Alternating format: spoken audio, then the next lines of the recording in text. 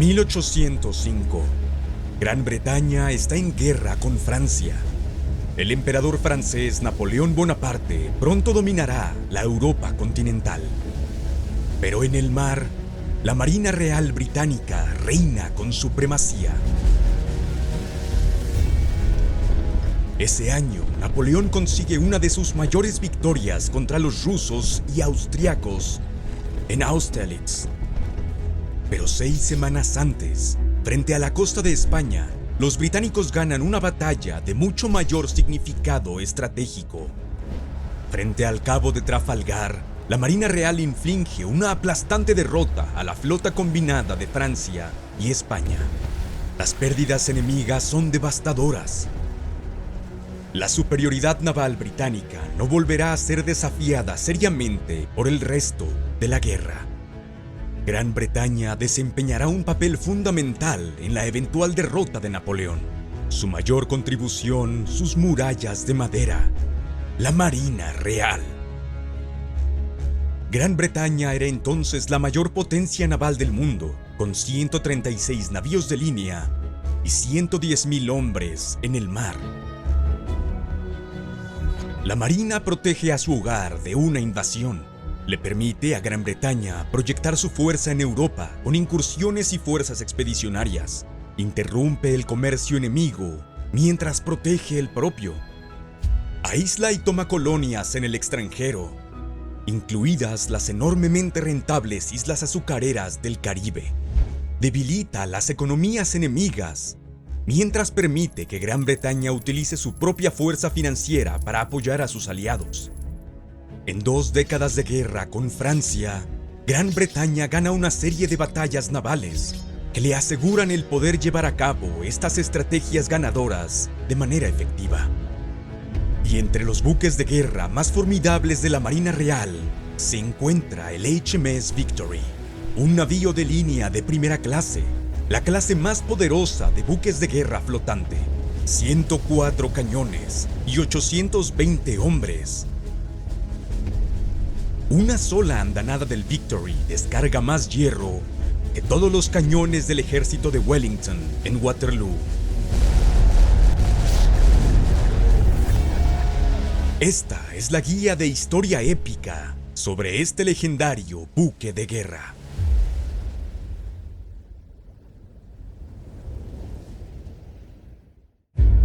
Hoy el HMS Victory descansa en un dique seco en Portsmouth, en la costa sur de Inglaterra. Es una famosa atracción turística y el buque de guerra en servicio más antiguo del mundo.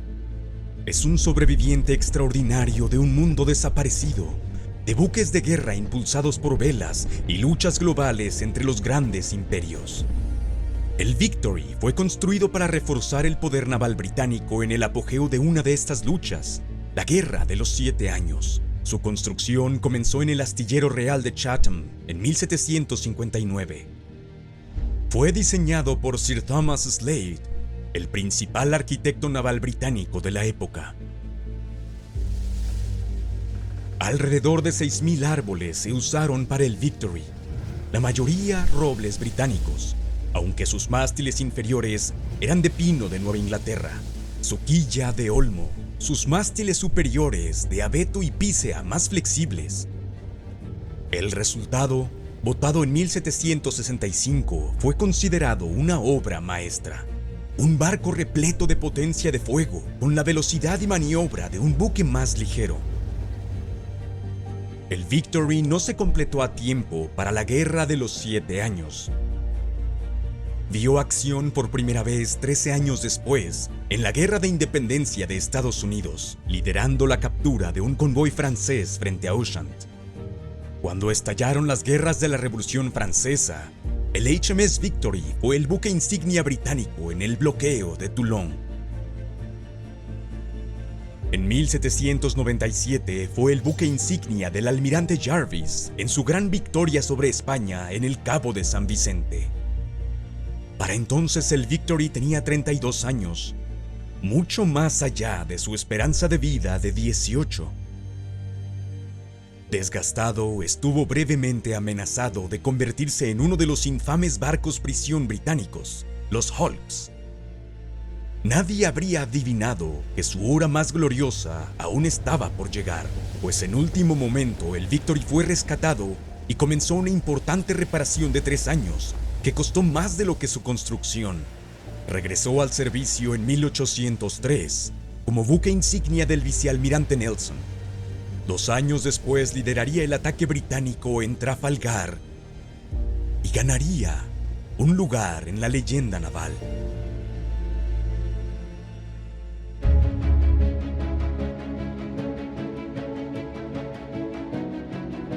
Para las guerras napoleónicas, un navío de línea de primera era el arma de guerra más grande y sofisticada del mundo, y necesitaba una enorme tripulación para funcionar. En 1805, la tripulación del Victory era de aproximadamente 820, cada uno con un rol designado. Desde el almirante de la flota hasta el capitán, tenientes navales y oficiales de los Marines, guardiamarinas, oficiales de cargo, secretarios y despenseros, suboficiales y sus ayudantes, marineros hábiles, ordinarios y novatos, marines reales y hasta 31 grumetes de barco. Antes de examinar la disposición y estructura del HMS Victory, un recordatorio de algunos términos náuticos. El lado derecho del barco, estribor. El lado izquierdo del barco, babor, que pasó a llamarse puerto en 1844 para evitar confusiones. La parte trasera, la popa.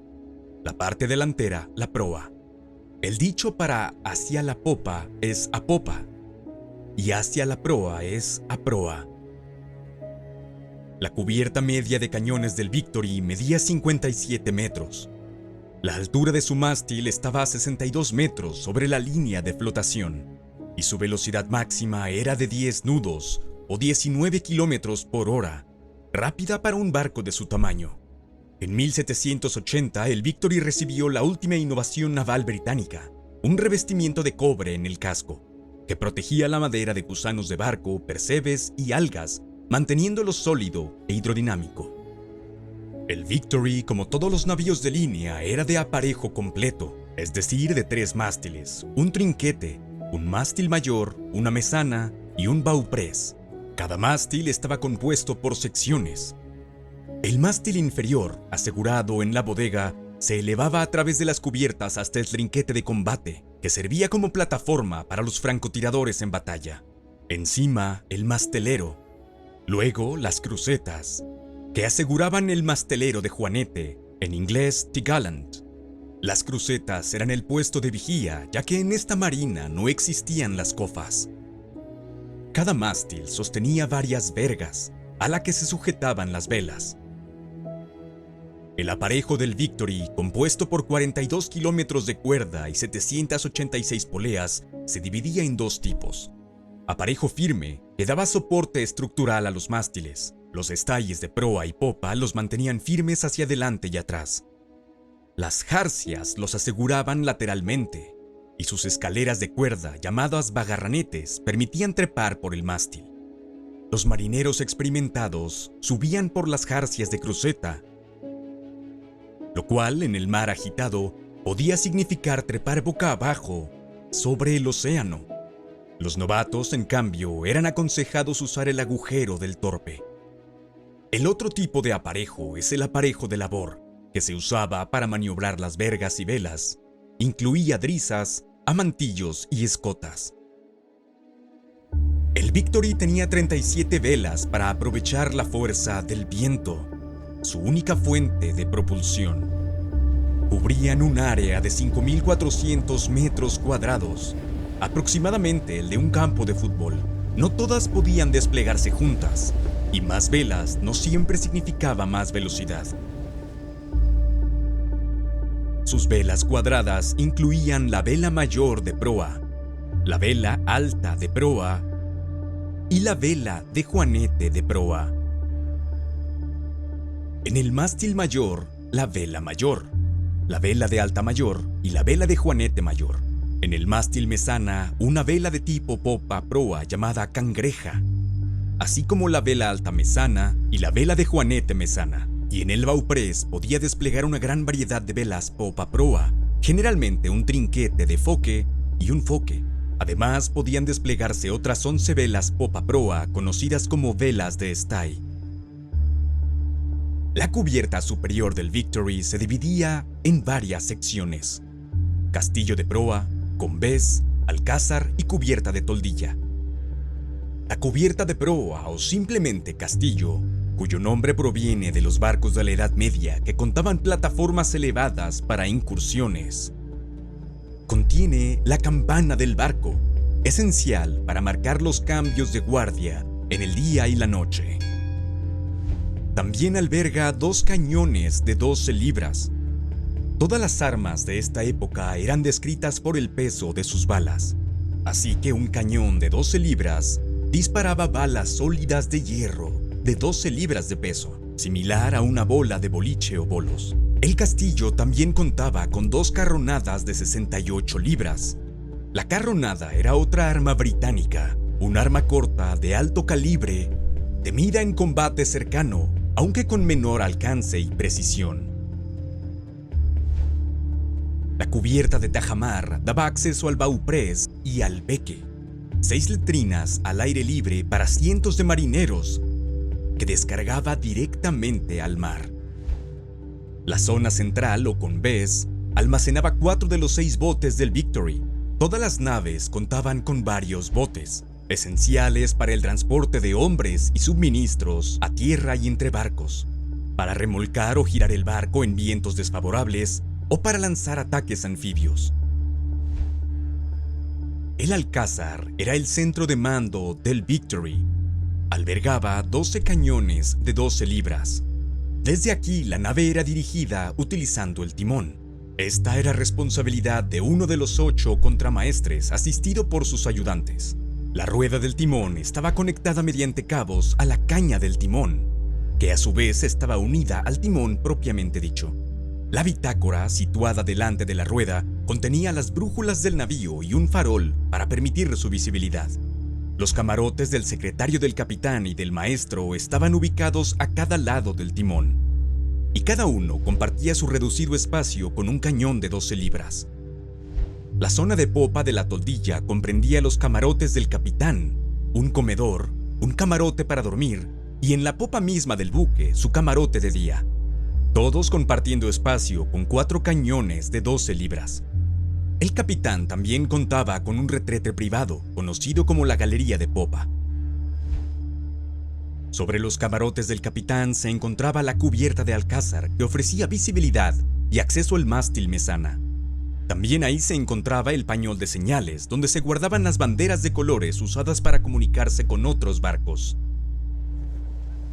El código de señales de la Marina había sido revisado recientemente por el almirante Howe. Su sistema usaba 14 banderas, las cuales podían combinarse de diversas maneras para transmitir hasta 340 mensajes. Para énfasis, incluso se disparaba un cañón. Durante la noche, las señales se realizaban mediante combinaciones preacordadas de disparos, faroles de colores y fuegos artificiales.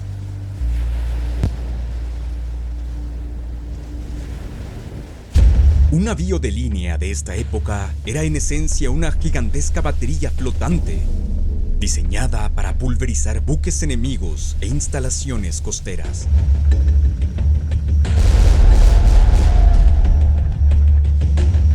Las 3 cubiertas principales del Victory estaban dedicadas a los cañones, y como indica el nombre, es la cubierta alta, cubierta media y cubierta baja de cañones. El también llamado tercer puente albergaba 30 cañones de 12 libras, 15 a cada lado. En la proa, en los rondeles, se encontraba el retrete para oficiales subalternos, cuyo rango les otorgaba un poco más de privacidad. La enfermería estaba ubicada en la zona de proa del tercer puente, ya que recibía más aire fresco y luz que las cubiertas inferiores, y estaba separado del resto de cubierta mediante mamparos de lona. Los asistentes del cirujano, apodados Love Lolly Boys por la sopa que servían a los pacientes, también dormían aquí en sus hamacas. El HMS Victory era un navío de línea de primera clase, definido como un barco que portaba 100 cañones o más. Eran los buques más poderosos de la época, por lo que los almirantes a menudo los elegían como buques insignias, es decir, las naves de mando de una flota. Varios almirantes británicos renombrados usaron al Victory como buque insignia, incluidos el Conde Howe y el Conde de San Vicente, y el más famoso, por supuesto, fue el Vizconde Nelson. Un almirante requería camarotes apropiadamente grandes, ubicados en la sección de popa, en el tercer puente. Estos contenían una sala de recepción y un comedor que también servía como sala de reuniones. En la cabina de dormir, el almirante generalmente dormía en una litera suspendida, pero Nelson prefería una cama de campaña, más fácil de usar con un solo brazo. Y al final de la popa estaba la cabina de día del almirante, que servía como oficina y espacio privado. El almirante pasaba gran parte del día aquí, sumergido en reuniones, papeleo y tareas administrativas para dirigir una flota. Los camarotes del almirante, como todos los de las cubiertas de cañones y del alcázar, estaban formadas por paneles removibles. Esto significaba que cuando un barco se preparaba para la acción, las cabinas eran desmontadas y llevadas, junto con los muebles y pertenencias personales, a la bodega. El propósito de esto era permitir que los tripulantes trabajaran sin obstáculos. El segundo puente albergaba 28 cañones de 24 libras. Los cañones más pesados estaban situados más abajo para mayor estabilidad. La galera del barco era donde el cocinero y sus ayudantes preparaban las comidas para la tripulación en un enorme horno de hierro. En la zona de popa se encontraba la cámara de oficiales, donde los oficiales comisionados comían y dormían. Por la noche, alrededor de 300 marineros y marines dormían aquí, con sus hamacas colgadas entre los cañones. Y la cubierta más abajo era el primer puente. Aquí se encontraban los cañones más pesados del Victory, 30 cañones de 32 libras. Y por la noche, más de la mitad de la tripulación, alrededor de 460 hombres, dormían aquí. Este plano del HMS Bedford, un navío de línea contemporáneo de tercera clase, muestra lo abarrotado que podía estar bajo cubierta. Tan abajo se encontraba que las troneras debían estar cerradas, ya que estaban cerca de la línea de flotación. Con poco aire fresco y tantos hombres habitando, los aromas del primer puente debieron ser notoriamente difíciles de soportar. La zona de popa, separada por mamparos de lona, era conocida como la cámara de cañones. Aquí cenaban los oficiales subalternos, con camarotes separados por cortinas para el maestre artillero, el capellán y 2 alférez de navío. Compartían la cámara de cañones con la caña del timón, una gran viga de madera que conectaba el timón del barco con la rueda mediante una serie de cabos y poleas. La caña no está actualmente en su sitio, pero la tira de lona marca su posición. La viga oscilaba a través de la sala cuando el barco viraba, por lo que cualquiera que comiera en la cámara debía tener cuidado con la cabeza. Debajo del primer puente se encontraba el sollado, un laberinto de pequeños camarotes y almacenes bajo la línea de flotación, iluminado únicamente por faroles. La sección de proa contenía almacenes y camarotes para el contramaestre y el carpintero. La zona más abierta, cerca del mástil principal, se conocía como la cabina, delantera y trasera. Aquí comían y dormían los guardiamarinas, pero en batalla, esta zona se convertía en el quirófano. En la batalla de Trafalgar, luego de que el vicealmirante Nelson fuera herido en el Alcázar por un tirador francés, fue llevado aquí. El cirujano del Victory no pudo salvarlo, y fue aquí donde falleció. Fuera de la cabina trasera se encontraba una serie de compartimentos estrechos, incluidos los almacenes del capitán y el primer teniente, y la cámara de descanso para distribuir las raciones traídas desde bodega, el camarote del cirujano y su botica, además de otros camarones y almacenes. Adelante y atrás, las Santa Bárbaras colgantes almacenaban cartuchos preparados para los cañones enviados desde la Santa Bárbara principal. La cubierta de sollado estaba rodeado por un pasillo del carpintero, que proporcionaba al carpintero y ayudantes un acceso fácil al casco para tapar cualquier acceso de agua. En la parte más profunda se encontraba la bodega, alrededor de 1.500 metros cúbicos para almacenar provisiones hasta 6 meses. Estaba revestida con 257 toneladas de lastre para mantener la estabilidad. Encima había 200 toneladas de grava, un lastre adicional que proporcionaba una base estable para las barricas de agua de 150 galones, que por sí solas pesaban aproximadamente 300 toneladas al inicio del viaje. Otros barriles contenían 50 toneladas de carne seca, 50 de carne de res salada y 45 toneladas de galleta salada. Otros almacenes contenían artículos como harina, aguardiente, alquitrán y pintura. La Santa Bárbara de Balas almacenaba 100 toneladas de proyectiles de hierro. Y por último, la parte más vulnerable de todo el barco, el pañol de pólvora, que contenía 35 toneladas de pólvora en 784 barriles. Un incendio aquí provocaría una explosión que destruiría el barco y a todos a bordo. Por otro lado, si entraba agua, la pólvora quedaría inutilizable.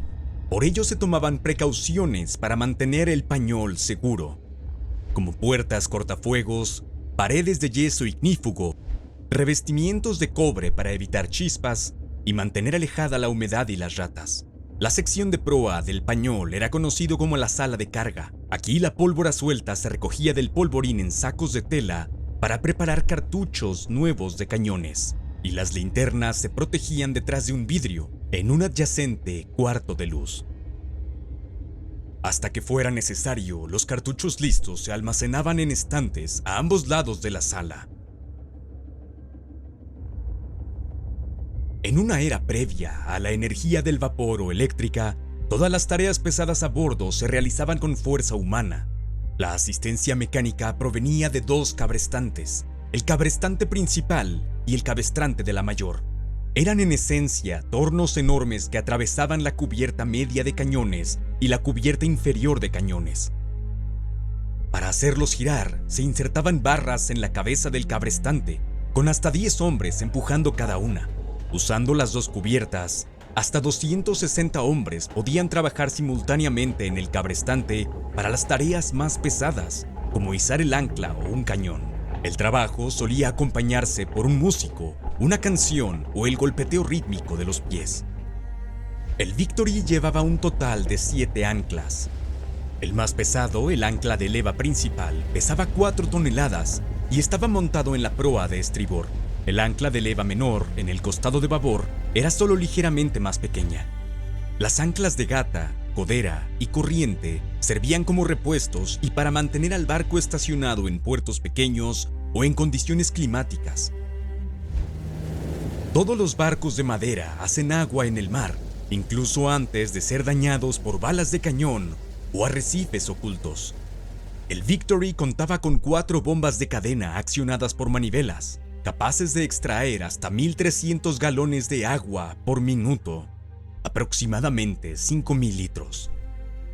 También tenía 2 bombas de olmo para bombear agua salada al interior, utilizada para limpieza y extinción de incendios. A finales del siglo XVIII, el HMS Victory y barcos como este representaban las máquinas más sofisticadas y avanzadas del mundo.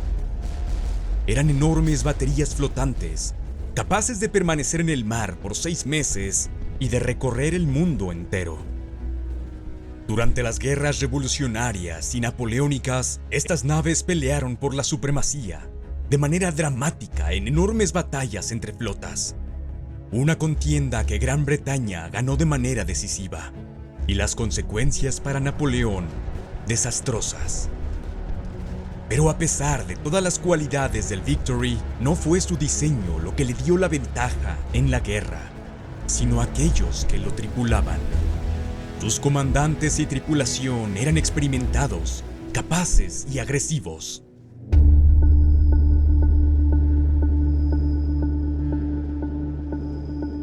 En el auge de las guerras napoleónicas, alrededor de 145,000 hombres servían en la Marina Real Británica, un número comparable a los ejércitos de tierra europeos de la época.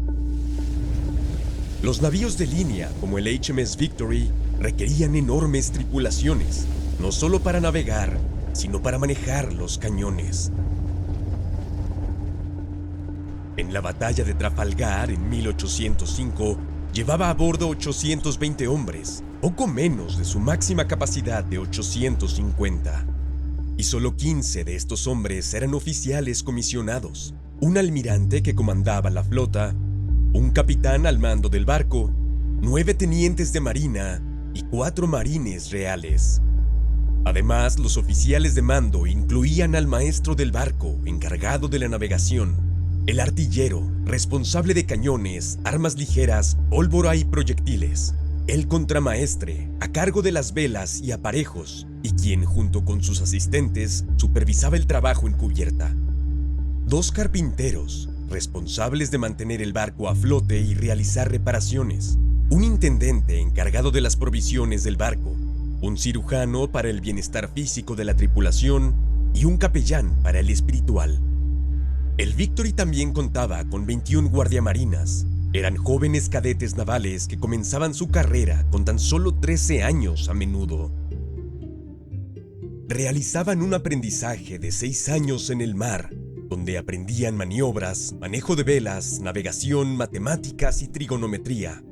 Después de este periodo podían presentarse al exigente examen de teniente, supervisado por un consejo de capitanes. Las siguientes promociones como comandante o capitán dependían tanto del mérito como de conexiones sociales y políticas. Este proceso podría ser muy frustrante para aquellos sin amigos influyentes, como satirizó el famoso ilustrador George Cruikshank en sus caricaturas. Algunos oficiales provenían de familias aristócratas, pero la mayoría pertenecía a lo que hoy llamaríamos clase media. El Victory llevaba 43 escribanos, ordenanzas, mayordomos y sirvientes para asistir a los oficiales, además de 69 suboficiales y alternos, que ocupaban diversos roles especiales, como timonel, armero, velero y ayudante. Había 212 marineros capaces, veteranos de la tripulación, 193 marineros ordinarios con al menos un año de experiencia, 87 aprendices, en su mayoría nuevos reclutas útiles solo para izar cuerdas, 142 suboficiales y soldados de los marines reales, encargados del combate en el mar, liderar desembarques y mantener la disciplina. Y 31 grumetes, muchos de ellos huérfanos rescatados de la indigencia, destinados ahora a una vida en el mar. Cada hombre tenía una estación para cada maniobra. Los gavieros, marineros fuertes y valientes, manejaban las velas en lo alto de los mástiles. Los proeles, veteranos, se encargaban de las anclas y las velas de los botalones. Los mediadores en el combés y la guardia de popa en el alcázar, que se encargaba de maniobras con cabos. La tripulación se organizaba en 2 mitades, la guardia de babor y la guardia de estribor. Se turnaban en el servicio, salvo en emergencias, cuando todos eran llamados a cubierta.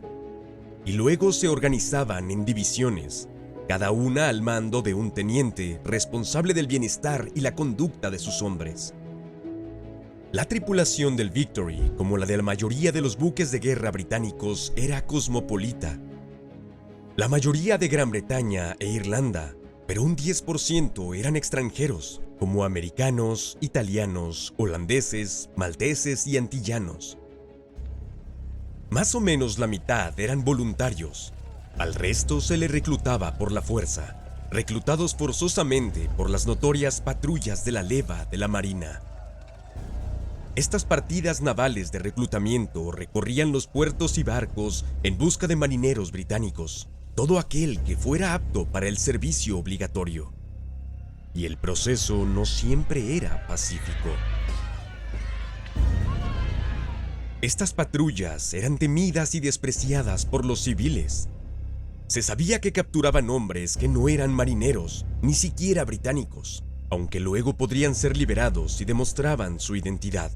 Aunque había límites, contrario a la creencia, la Marina no reclutaba a vagabundos ni aceptaba criminales condenados por delitos graves.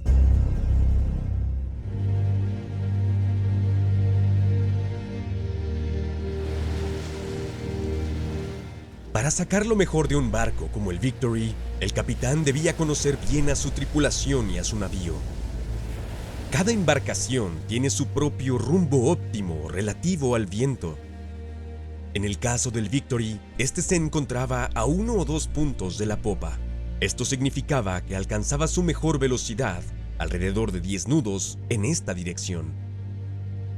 Estos barcos no navegaban en línea recta debido al abatimiento, el efecto del viento empujando el casco del barco a los lados. Esto era algo que el timonel, quien controlaba el barco desde el timón, debía corregir. El oficial de guardia, generalmente un teniente, era el responsable del barco en su turno y decidía qué velas izar o arriar. Y en casos necesarios, convocaba al capitán. Con vientos fuertes, el Victory podía navegar solo con velas de juanete, tal vez las velas de foque y el foque volante. Con vientos ligeros, se le cargaba el velamen, añadiendo velas mayores, velas altas y reales.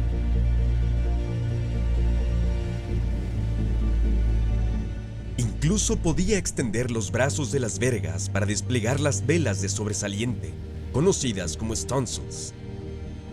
Esto era navegar a favor del viento. Pero si el viento aumentaba, las velas debían arriarse rápidamente para evitar que los palos y velas se dañaran o se arrancaran por una ráfaga repentina. Ningún barco a vela puede navegar directamente contra el viento. El rumbo más cercano al viento del Victory era de 6 puntos respecto al viento. Esto era navegar a la ceñida o en bolina. Había 2 métodos para navegar contra el viento. Una era virar en redondo, una maniobra en zigzag que requería un manejo preciso de las velas y podía forzar palos y aparejos. Y la otra era cargar la vuelta, una maniobra más fácil de realizar pero más lenta, ya que implicaba tomar un camino más largo.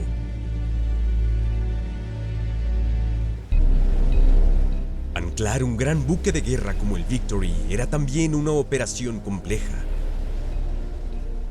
La profundidad se determinaba sondeando con el escandillo. Esto era literalmente lanzar un peso de plomo atado a una cuerda. Esta llevaba marcada cada braza o 6 pies. La profundidad preferida para anclar era de 40 brazas, aunque también era posible en aguas más profundas. Primero, el barco reducía su velocidad arriando velas. Una vez detenido el navío, se largaba el ancla con una boya marcadora.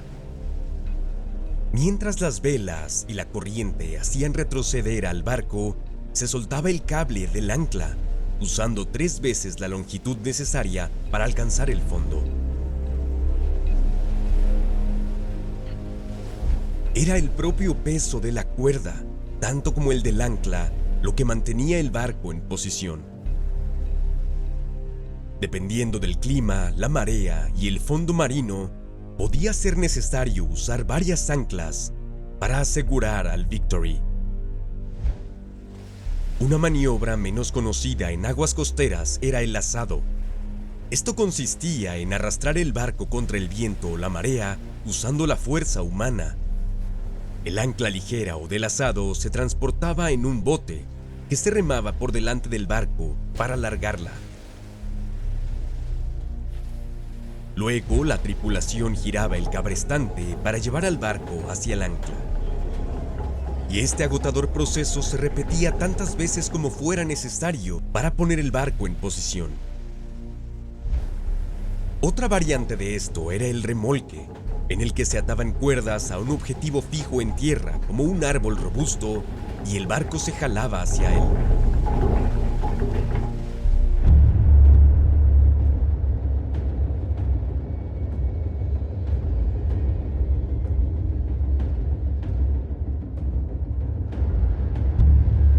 En el combate naval, el primer factor a considerar siempre era la dirección y fuerza del viento. Un barco que navegaba a barlovento o con ventaja del viento tenía la ventaja y podía decidir cuándo y cómo iniciar la batalla, mientras que a sotavento debía luchar contra el viento para alcanzar a su adversario. A veces, los barcos de todas las naciones izaban una bandera falsa, la de otro país, para ocultar su identidad.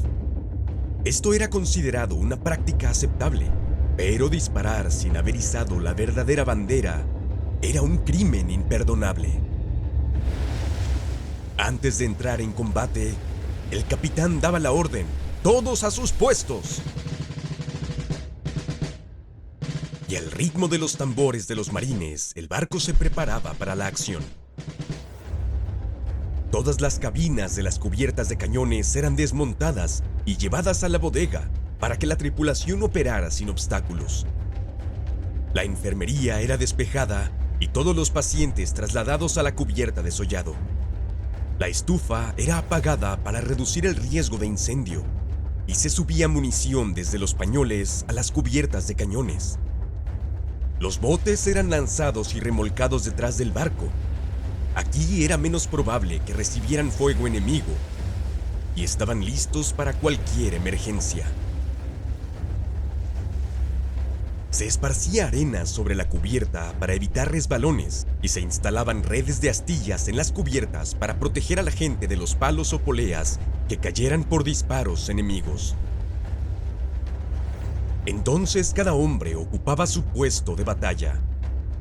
El capitán y los oficiales uniformados en el alcázar, los gavieros en los palos listos para ajustar velas, francotiradores en las cofas de combate, el carpintero en el sollado, listo para taponar agujeros bajo la línea de flotación, los astilleros en los pañoles, llenando cartuchos adicionales, el cirujano en la enfermería, listo para recibir heridos.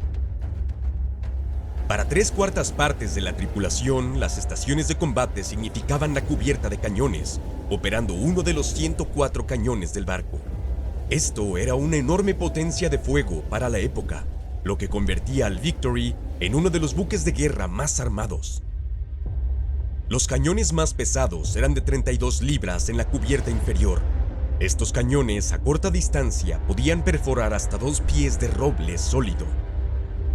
Gruesas cuerdas de freno aseguraban a cada cañón en su lugar, ya que el retroceso podría enviar al cañón y sus 4 toneladas por la cubierta tras cada disparo.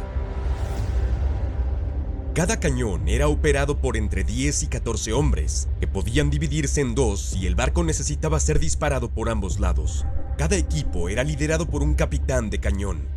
Él se encargaba de apuntar el arma. Su tripulación movía el enorme peso del cañón usando palancas, hierros y cuñas. Cuando estaba apuntado, el capitán encendía la pólvora con una mecha lenta, como se ve en la imagen, o también podía tirar de un cordón conectado a un cerrojo para disparar.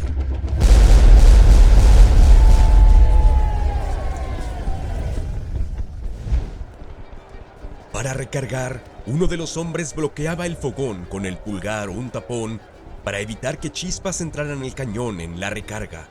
Se limpiaba el interior con una esponja para extinguir brasas y un extractor para retirar residuos. Se introducía un cartucho de pólvora por la boca y se empujaba con un pisón, seguido por un proyectil y luego un taco para mantener todo en su lugar. El cañón se colocaba en posición de disparo y se insertaba un punzón en el fogón para perforar el cartucho y liberar la pólvora. El capitán entonces añadía pólvora de su cuerno al fogón y cazoleta. Entonces el cañón estaba cargado y listo para disparar. Este proceso le tomaba a una tripulación experimentada alrededor de 90 segundos. Generalmente eran más rápidos y precisos que sus adversarios. Sin embargo, a medida que la batalla avanzaba, el ritmo de disparo disminuía debido al cansancio y las bajas. Las condiciones en los puentes durante una batalla eran terribles. Ruido, calor, sudor y horribles heridas causadas por disparos, astillas volando y accidentes. Las batallas solían comenzar con una andanada, el disparo de todos los cañones de un costado en rápida sucesión. Y para un mayor daño, la primera andanada podía cargarse con doble proyectil, cada cañón con 2 balas. Para garantizar la perforación del casco enemigo, el alcance debía ser inferior a 500 yardas. Muchos capitanes preferían un rango muy cercano, luchando de palo a palo.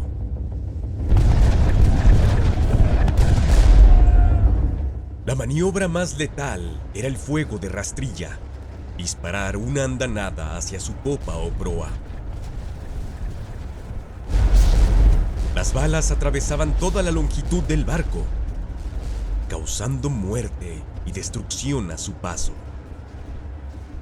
Los franceses tenían la costumbre de realizar disparos altos, apuntando a mástiles y cabotaje para inmovilizarlos. La costumbre inglesa era disparar hacia el casco, tratando de derribar a la tripulación y los cañones. A larga distancia, de más de 1 milla, las balas podían hacerse rebotar en el agua, como si fueran piedras en el agua. La bala, una esfera de hierro sólido, era el tipo de munición más común. También había munición especial como balas en barra, también conocida como tiros doble, y tiros en cadena, que era usada para destruir mástiles. Para combate cercano, metralla y racimos, esta era munición cargada con múltiples proyectiles que transformaban el cañón en una escopeta gigante y que causaban estragos en la cubierta enemiga. Un capitán podía decidir terminar el enfrentamiento con abordaje. Los soldados designados, armados con mosquetes, pistolas, sables y picas, lanzaban ganchos para sujetarse al barco enemigo. Luego de lanzar granadas y ollas apestosas, una forma temprana de gas lacrimógeno, los soldados asaltaban la cubierta enemiga. En estas acciones, la moral, la agresividad y el ímpetu contaban más que la táctica. Y aunque brutales, solían terminar rápidamente.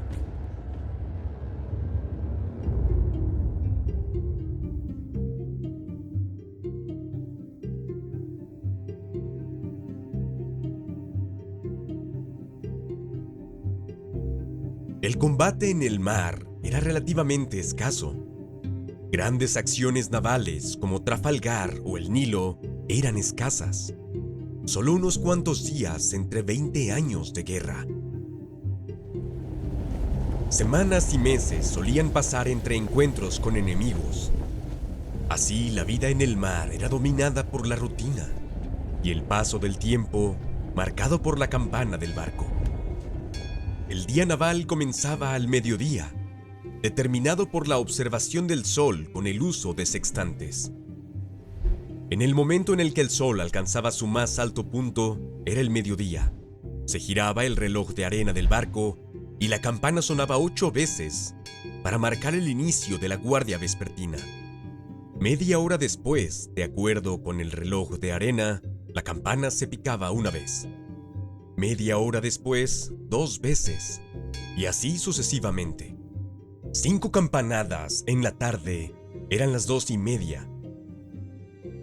8 campanadas eran el comienzo de otra guardia, lo que mandaba a la mitad de la tripulación o descansar u otras tareas, y a la otra mitad a la guardia. Había 7 guardias en total. La primera y segunda guardias cortas duraban solo 2 horas, lo que implicaba que las 2 medias tripulaciones cambiaban de actividades, y la misma guardia no se encargaba siempre de la guardia nocturna. Los oficiales superiores dormían en catres colgantes. Para los demás, el lecho era una hamaca entre las vigas del barco. La mayoría pernoctaba en el primer o segundo puente, con sus hamacas colgadas entre los cañones y con solo 40 centímetros de espacio.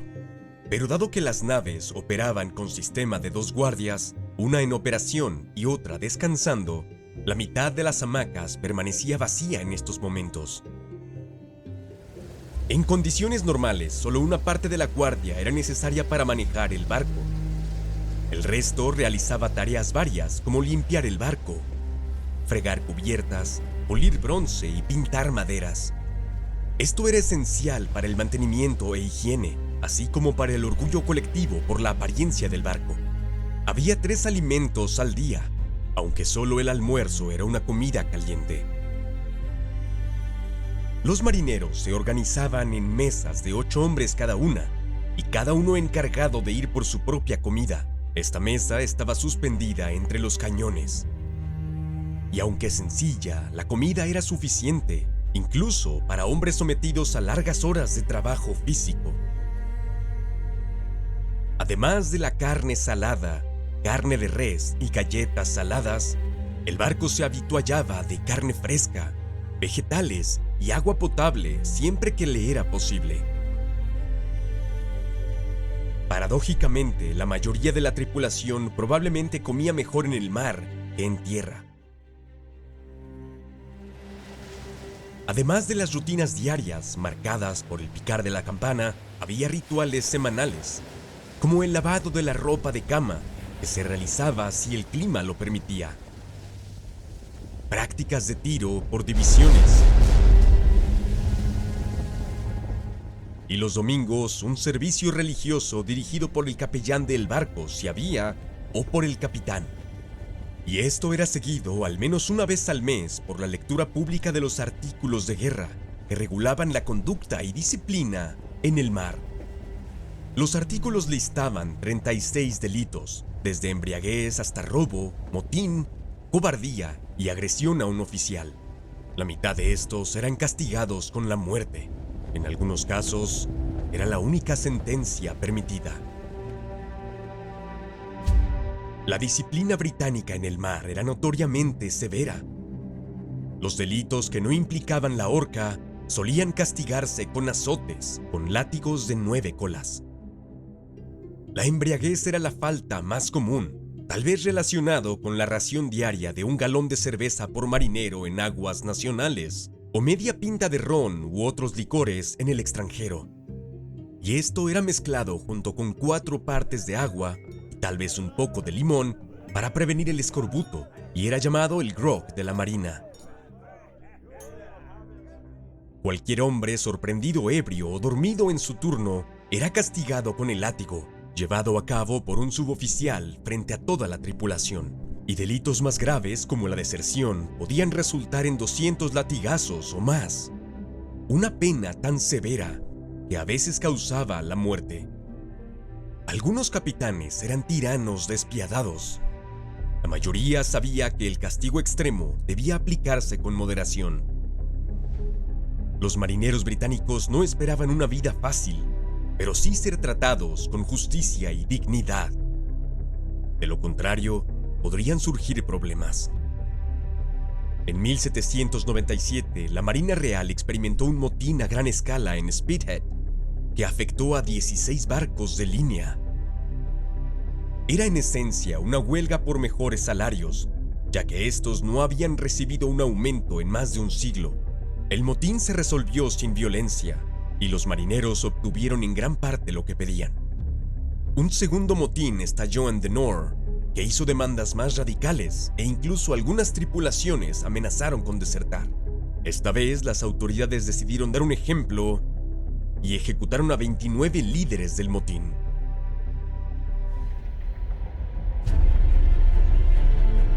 A pesar de la dura disciplina, la Marina Real produjo tripulaciones experimentadas y competentes, unidas por largos años de servicio en el mar.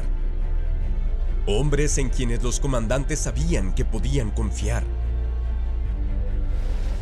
La Marina Real, bien dotada de recursos y respaldada por una poderosa economía, logró asegurar una dominancia naval durante todas las guerras napoleónicas.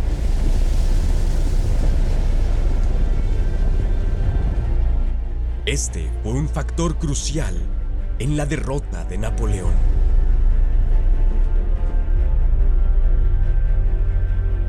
El HMS Victory Habiendo cumplido su parte, fue colocado en la reserva naval al final de la guerra.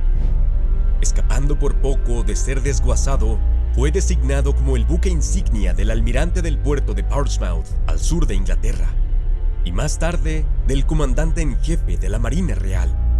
Después de una importante restauración, comenzó una nueva vida como barco museo, abriendo al público en 1928. Actualmente está en medio de otro gran proyecto de conservación de 10 años, destinado a resolver los grandes desafíos de un barco de madera de 250 años. Esto garantizará su supervivencia en el futuro como un monumento único a esta dramática era de la guerra naval. Un enorme agradecimiento al Royal Museums Greenwich por su ayuda en la recopilación de imágenes. Greenwich, al sureste de Londres, ha estado en el centro de la historia naval británica por siglos y es una visita obligada para cualquier persona interesada en el pasado marítimo. Ahí puedes visitar el Observatorio Real, hogar del Meridiano de Greenwich, el legendario Clipper Cottage Ark y el Museo Marítimo Nacional. Sus galerías cuentan la historia de la larga conexión de Gran Bretaña con el mar, una narrativa de exploración, comercio y poder. Y entre las muchas joyas de su colección, destaca el uniforme que vestía el vicealmirante Nelson cuando murió en la batalla de Trafalgar. Si amas la historia marítima, asegúrate de visitarlo cuando vayas a Londres. Gracias también a Jack Fine Art y a la herencia de Derek Gardner por permitirnos usar sus pinturas en esta serie. Puedes ver más de sus fantásticas obras en el enlace en la descripción. Si el video te gustó, no olvides compartirlo, darle like y suscribirte a Historia Épica. Muchas gracias a todos los miembros de Patreon que hacen posible este canal. Si deseas apoyarnos y obtener acceso anticipado a nuevos videos y ayudarnos a elegir qué cubrir a continuación, visita nuestra página de Patreon.